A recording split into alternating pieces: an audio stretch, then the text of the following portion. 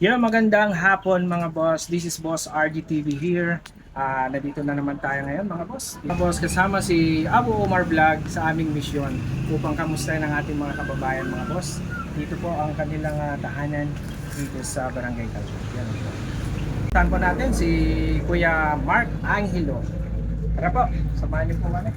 Nalagayan dito. Pasok po kami. Opo. Kamusta po kayo? Tara po. Sir, kamusta po? Ito po pala si si Sir Mark Angelo. Opo.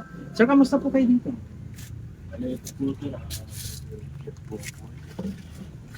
Wala pong trabaho ngayon. Pero yung last one nyo sir, ano po trabaho?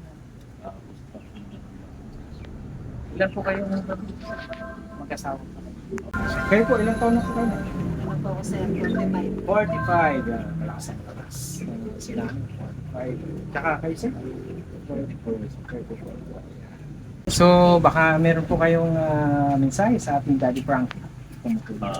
Mensahe ko po kay Daddy Frankie, sana po Daddy Frankie matulungan niyo po kami na may pagawa po itong bahay namin.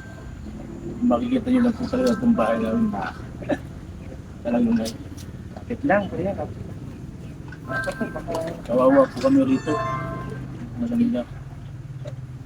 Siyempre po lang siya Halos sir. tumutulo po itong bahay namin. Lalo na pag malakas po ang ulan. Kung makikita niyo po yung mga tulo na yun, nandito po. Yung mga timbaser. Bali, ito po. Tinakpan ko lang po ito ng yero. Pero sa tutusin yan, ang lakas po ng tulo yan. Tapos yung dingding po na rin. Ano na?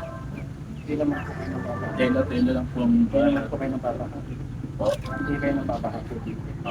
hindi naman po ulan. Pero doon po sa likod siya, nababawa po. So ayan mga boss, nandito tayo ngayon sa bahay ni Kuya Angelo upang bigyan siya ng ating binigay ng ating mga sponsor sa amin. Saka siyempre papasalamat ako mga boss sa nagbibigay ng sponsor sa amin, si Abdul Malik Kakachan. Yan. Papasalamat ako sa kanyang family mga boss. Ang Abbas family po. Yan. Mga boss, magbibigay po kami ng konting tulong kay Kuya Angelo.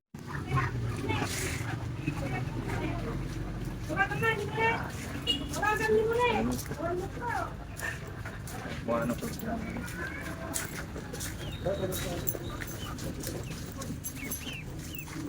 Yan po. Ito po mga boss, bigay po ng ating sponsor kay Sir Mark Angelo. Yan. Sir, ano pong masasabi natin sa nagbigay po ng bigas po sa inyo? Maraming salamat po sa sponsor. Lalo na po sa sponsor tapos sa Yun.